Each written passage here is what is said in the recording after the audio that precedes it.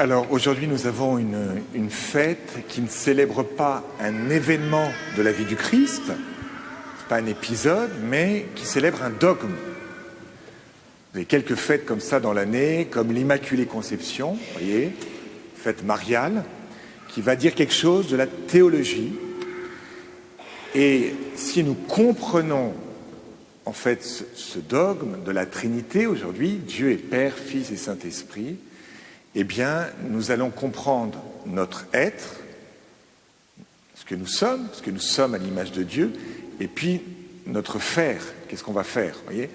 Plus nous connaissons qui est Dieu, plus nous agissons conformément à le modèle qui est Dieu, qui est l'amour. Vous voyez, Dieu créa l'homme à son image, à l'image de Dieu il le créa, hommes et femmes il les créa.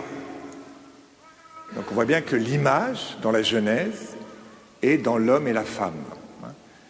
Ça veut dire que dans la relation entre deux personnes, il y a quelque chose qui dit la nature de Dieu.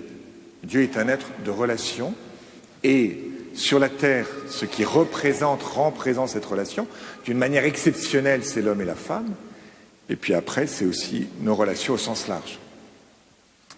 Ça veut dire quoi ? Tout simplement que Dieu est amour. S'il est amour, il ne peut pas être seul.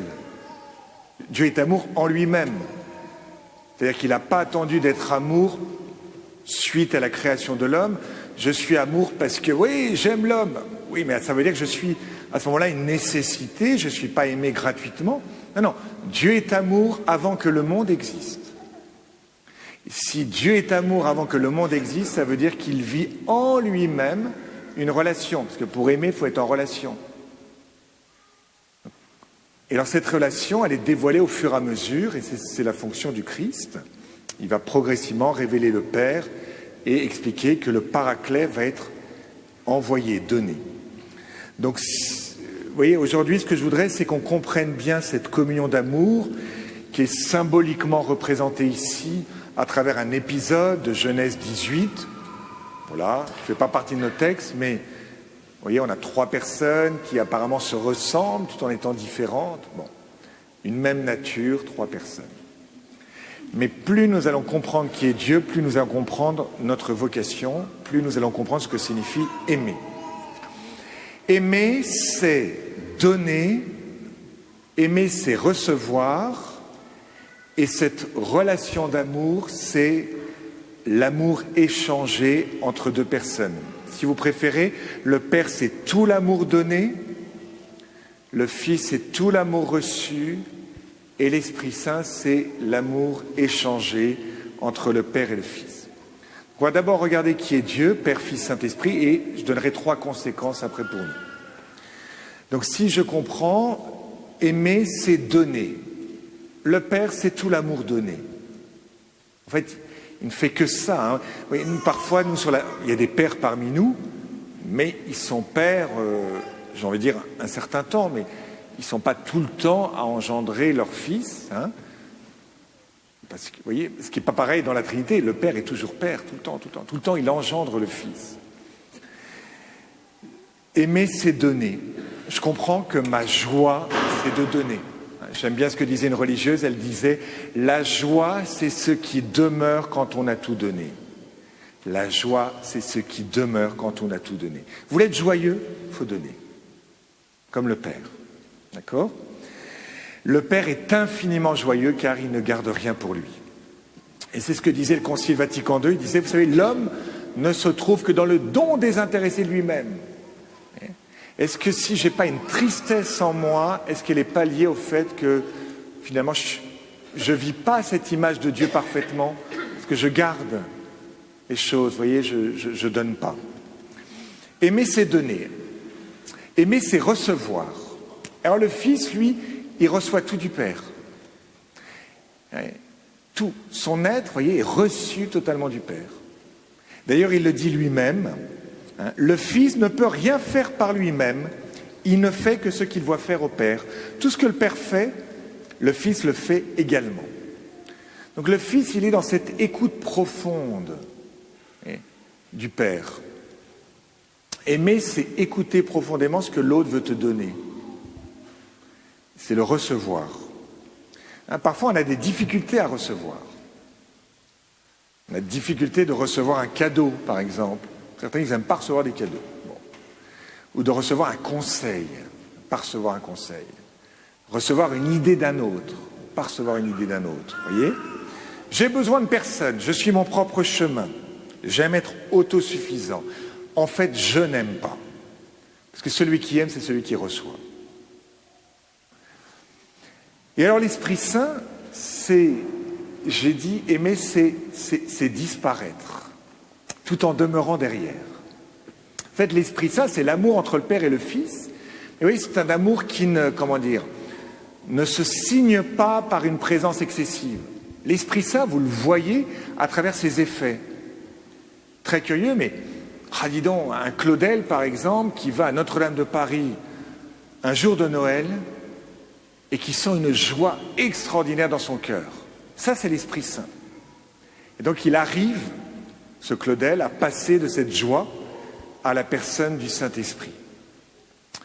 Donc, vous voyez, cet amour entre le Père et le Fils est tellement grand qu'il est une personne, mais une personne qui s'efface et qui se devine à travers ses effets, un peu comme le vent. Vous voyez, pousse la voile, mais le vent, vous ne pouvez pas mettre la main dessus.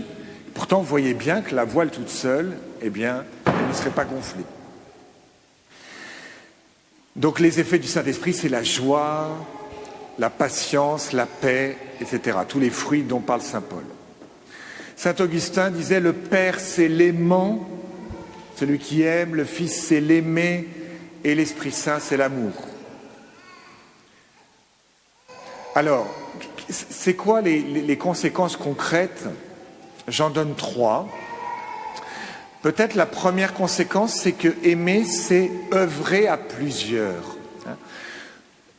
Les théologiens vont toujours attribuer à l'un ou l'autre une fonction, vous voyez. Le Père, c'est plutôt le créateur. Le Fils, c'est le rédempteur. Et l'Esprit Saint, c'est le sanctificateur. Le Père t'a créé, mais le Fils t'a sauvé. Et l'Esprit Saint, en fait, il te sanctifie, il te rend saint. Il reprend cette création du Père et du Fils pour l'amener à son terme. Mais voyez, dans l'Évangile d'aujourd'hui, je vois que le Père, il est aussi sauveur. Dieu a tant aimé le monde qu'il a donné son Fils unique, afin que quiconque croit en lui ne se perde pas. Ça, c'est lié au salut. Vous voyez, on ne peut pas dissocier, on va plutôt attribuer à l'un telle ou telle fonction, mais en fait, vous apercevez que les trois sont toujours ensemble. On ne sépare pas l'un de l'autre, et l'Esprit de Dieu planait au-dessus des eaux, comme on nous dit dans la Genèse. Ce qui veut dire que pour nous, c'est simple, aimer, c'est travailler, œuvrer à plusieurs. Et je trouve que parfois dans notre société ou dans l'Église, on confond autonomie et dépendance. En fait, l'art de vivre à l'image de la Trinité, c'est l'art de vivre une certaine autonomie, mais aussi une dépendance à l'autre. On a beaucoup de personnes, par exemple, qui ne sont pas très autonomes. Alors, je ne prends pas ça au sens étymologique, mais au sens un peu vulgaire du terme. Des gens qui ne sont pas très autonomes. Je vois, par exemple, aujourd'hui, quand j'ai un rendez-vous, quelqu'un que je dois rencontrer, je lui rappelle maintenant, le matin ou la veille, qu'on a rendez-vous ensemble. Il y a quelques années, je ne sais pas trop, je ne sais pas pourquoi, mais vous n'aviez pas besoin de rappeler la rencontre du jour. Maintenant, je rappelle aux gens, vous savez qu'on va se voir. Vous envoyez un sondage, vous apercevez que les gens, par exemple, c'est bizarre, ils ne répondent pas. Vous dites, tiens, mais ils sont tous là, on est un groupe de 10, les 8 sont partis en vacances ou quoi là ? Bon. Vous voyez, être autonome, s'assumer, répondre, vous voyez, vivre normalement, vous voyez, c'est ça une personne autonome. Et par contre, vous avez des gens très indépendants, alors qu'ils devraient être dans la dépendance. Très indépendants, c'est-à-dire, moi je vis ma vie, etc. Mais je monte un projet, mais j'en parle pas aux autres. Vous voyez, non, la vie chrétienne, c'est la dépendance. La dépendance, c'est tu racontes ce que tu fais, tu mets au courant, tu vois, tu es dépendant, tu t'informes. Et souvent, on a des gens, vous voyez, et c'est ça, au lieu d'être sans autonomie et dans une indépendance totale, si on pouvait être autonome, bien s'assumer soi-même et entrer en dépendance. Et dans la Trinité, c'est ça, vous voyez. La Trinité, c'est une dépendance perpétuelle, une dépendance d'amour. Quand on aime, on dépend de l'autre. Et c'est normal. Donc la première chose, vous voyez, c'est œuvrer à plusieurs. La deuxième chose, je me disais, aimer, c'est se réjouir de la différence de l'autre. Le Père est infiniment différent du Fils. Le Fils est infiniment différent du Père et l'Esprit Saint infiniment différent du Père et du Fils. C'est pour ça que l'amour dans la Trinité est extrême. La différence avant le péché originel est le signe de l'amour et permet l'amour. La différence après le péché originel devient un problème qui fait que l'homme et la femme vont se cacher et vont cacher en premier leur différence. Se mettre un petit pagne comme ça là. Bon. Donc, vous voyez, Dieu crée l'homme à son image, à l'image de Dieu, il le créa. Homme et femme, il les créa. C'est-à-dire, oui, pourquoi homme et femme, il les créa? Parce que la différence sexuée, la différence de l'homme et la femme va magnifier, même concrètement, physiquement, dans la nature, dans le monde, la Trinité qui est cette communion d'amour où est célébrée en permanence cette différence qui permet l'amour extrême. Donc, est-ce que j'arrive à me réjouir de la différence de l'autre? Les personnes me disent, on aime bien Saint-Laurent parce qu'il y a une différence. Il y a des vieux, il y a des jeunes, il y a des Africains, des Indiens, des Asiatiques, il y a tout le monde, et le peuple de Dieu. C'est des mini-JMJ, toujours en concentré. Bon, il n'y a pas que des jeunes, mais voilà. La différence. C'est intéressant de se dire, tiens, est-ce que moi je suis à l'aise avec la différence? Et quelle est cette différence que j'intègre pas bien? Et des gens, par exemple, ne sont pas à l'aise avec des adultes.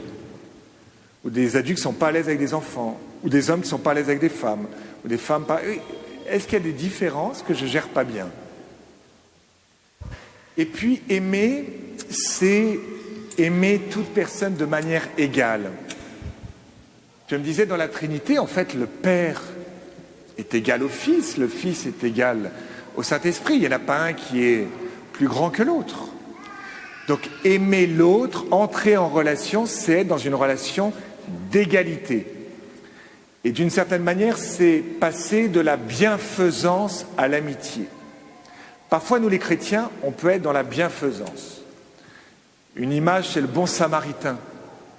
Le bon samaritain, c'est tu es dans le caniveau, je te regarde de haut et je vais te secourir. Je te relève. Waouh! Et là, tu me dis merci, bravo, bien éduqué. Mais voyez, il y aura toujours un rapport, c'est moi je suis en haut, tu es en bas. Et c'est pas tout à fait ça. Dans la Trinité, il n'y en a pas un qui est en haut et l'autre qui est en bas. Dans la Trinité, c'est l'amitié. Donc l'amitié, c'est en fait, je t'apporte quelque chose et tu m'apportes quelque chose. Nous sommes égaux. Donc c'est pour ça que je dis que dans la charité, il faut arriver à passer de la bienfaisance à la communion, du bon samaritain à la Trinité. Vous voyez, je pense une communauté qui s'appelle Lazare ou Lapa. Lazare ou Lapa, ce sont des jeunes professionnels qui habitent avec des gens de la rue. Enfin, du coup, ils ne sont plus dans la rue parce qu'ils habitent ensemble. Mais où le projet, c'est que justement, on forme une famille et il n'y a pas ceux qui sont aidés et les aidants. Je vais y aller cet été, par exemple, c'est amusant, là, ils font tout un festival, mais il ne va pas y avoir des gens qui vont être servis et d'autres qui servent. Vous voyez, on va rentrer dans une communion où tout le monde va servir et tout le monde va être servi. Et on va s'enrichir l'un de l'autre. Donc ça, c'est important de se dire, mais tiens, est-ce que dans mon rapport, vous voyez, au niveau de la charité, et notamment quand quelqu'un est dans le besoin, est-ce que j'arrive à un moment donné à faire l'expérience que l'autre aussi, en fait, est une richesse pour moi. Vous voyez, je pense que, vous voyez, la question sur l'euthanasie, la question sur les personnes fragiles, vous voyez, une société qui supprime la fragilité, c'est une société où, en fait, cet amour reçu de l'autre est impossible. En fait, je vais recevoir l'amour de gens qui me ressemblent, les bien portants. Mais non, mais tu vas recevoir l'amour de quelqu'un qui est totalement différent de toi, qui va te déranger, qui va te montrer que tu ne sais pas aimer. Quelle chance! Formidable ça, quand la personne avec un handicap nous dérange et nous dit, mais en fait, on n'a pas de patience. Ben, elle te révèle quelque chose et ça vaut 15 sermons. Voilà, donc, essayons de voir peut-être, vous voyez, cette semaine, est-ce qu'il faut que je travaille sur le don, sur la capacité de recevoir? Est-ce qu'il faut que j'arrête de signer un petit peu quand je fais quelque chose de bien, à l'image du Saint-Esprit qui s'efface? Est-ce qu'il faut que je travaille peut-être à plusieurs, que j'apprenne à vivre, travailler avec d'autres? Est-ce qu'il faut que je sois à l'aise avec la différence? Ou est-ce que c'est tout simplement, en fait, je suis un petit peu toujours surplombant par rapport à telle ou telle personne. Il va falloir que je découvre le trésor qui habite en l'autre. Vous voyez, je vous donne comme 6 clés. L'homélie est enregistrée, donc vous pourrez reprendre, mais 6 clés, mais en fait sur l'agir. Vous voyez, plus nous connaissons Dieu, qui il est, plus nous comprenons comment nous devons aimer. Formidable comme trésor. Merci Seigneur de nous l'avoir révélé.